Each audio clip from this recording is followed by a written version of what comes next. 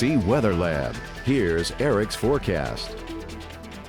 The summertime heat was with us again this afternoon, but the best thing was it was a dry day, and many of us continue to need the dry weather to try and get through after the very heavy rain that we saw just a couple days ago, where many of us saw close to a foot of rain, leading to that quick flash flooding throughout much of Acadiana. But it does look like a nice dry stretch will continue to allow things to dry out, and maybe even allow those rivers to start to drain out, as we do have some nice weather in the cards in the coming days. But first, a review of May. As we just told you, it was the second wettest month on record. But how does it fare for us here locally? And you can see going into the month of May, it was a pretty dry start to 2019, as we had only received about 11 inches through over the first 120 days of the year. But you can see you got more than 9 inches of rain over across much of Lafayette in May. That's almost 4.5 inches above normal, but still, even at 9.22, that was just outside our top 10. So wasn't even able to crack the top 10. We've definitely seen some wetter months, and pretty much are going to see a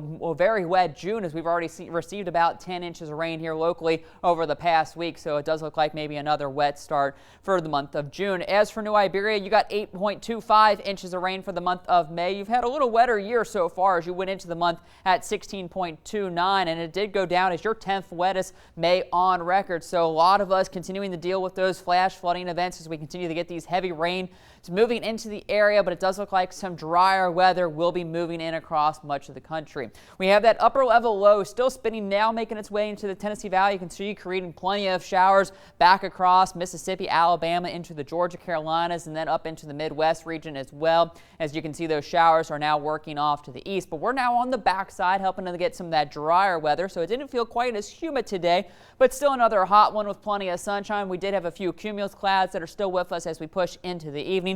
And then we do have another front that is beginning to make its way, pushing some showers, push the northern plains. That front will move through on Monday. Not expecting any rain with it, but it is going to bring some nice changes into the mid part of the upcoming work week.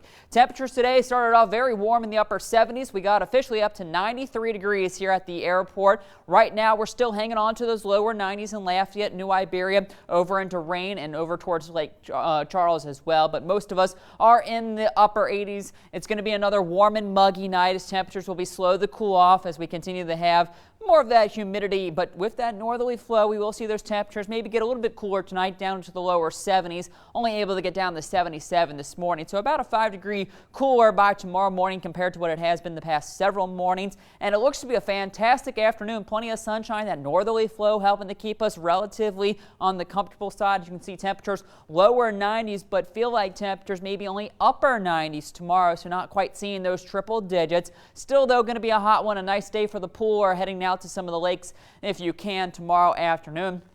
As mentioned, we'll be watching a front try to work its way into our area by Monday. Not expecting any rain with this front, so that's the good news. It's going to be a dry front, and what it is going to do is allow for some slightly cooler and less humid air to make its way down into the region by the time we push into the mid part of the work week. Highs, get this, might only be in the 80s, and overnight lows could get down into the 60s. So I know I'm all looking forward to that, and with that northerly flow, that should also help drain out those rivers. But in the meantime, a warm and muggy night. Some clouds out there, but those will begin to fade later on. I do think we get into the lower 70s by tomorrow morning, but tomorrow afternoon, get those pool gear ready, as it should be a perfect day. 95 degrees, plenty of sunshine. Maybe getting those heat index up to around 102, but it should still be a pretty comfortable day as far as the humidity levels. There you see those temperatures going down a couple of days in the 80s Tuesday and Wednesday. Overnight lows into those 60s, so not looking too bad there. I think we're all excited for that when we can get some lows in the 60s come month of June and highs in the 80s.